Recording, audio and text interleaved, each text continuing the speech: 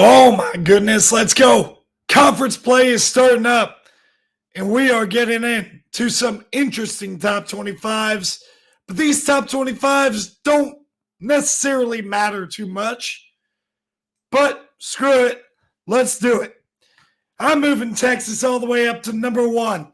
They're the best team in America. It is that simple. Number two, Ohio State. They also look like the most complete team in America right now. They just haven't really played anybody to show it. Number three, Georgia. That was definitely alarming against Kentucky. But guess what? Number four, Alabama.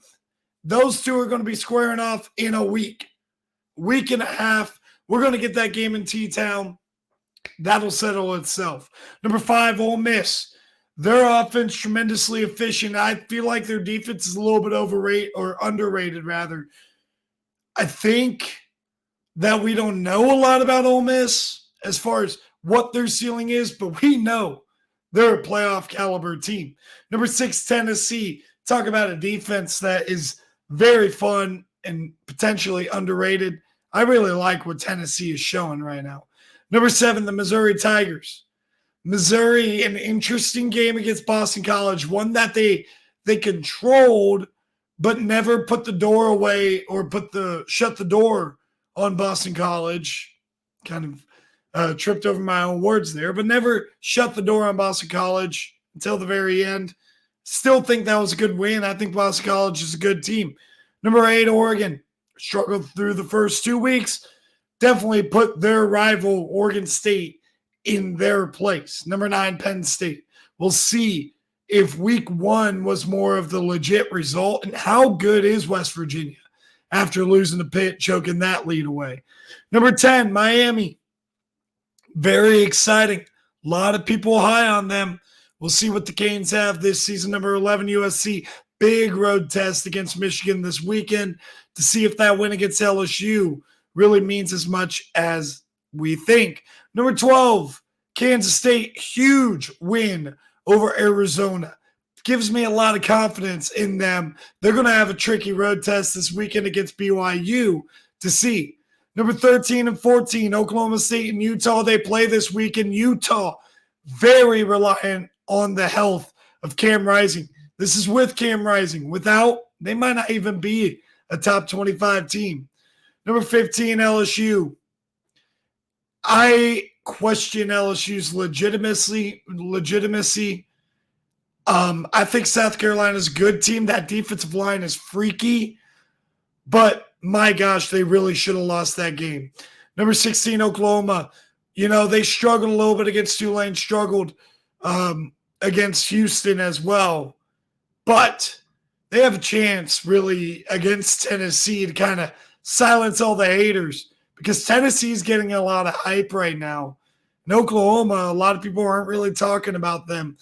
They have a huge chance to make a statement on Saturday. Number 17, Louisville. Still haven't done much. They got a big test against Georgia Tech this weekend. Number 18, Michigan. Going to start Alex Orji.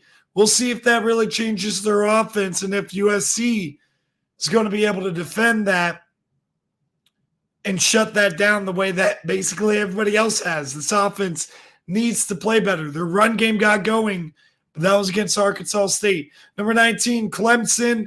Their offensive explosion needs to show up against NC State, who is struggling to gel with all those new transfers in there on that offense. Number 20, Syracuse. Kyle McCord slinging that rock. That rush defense is very concerning. They're playing a Stanford team, though, that cannot run the football. Number 21, UNLV. People sleeping on UNLV. I ranked them last week. Before they beat Kansas, I ranked them. They beat Kansas. They're in the top 25. They should be in everybody's top 25. They are the biggest challenger to Boise State at this moment. And then if USF pulls off the upset against Miami, they'll be in that conversation too. But you're talking about UNLV, Boise State. I'll get to Northern Illinois in a minute. No, Boise State, UNLV.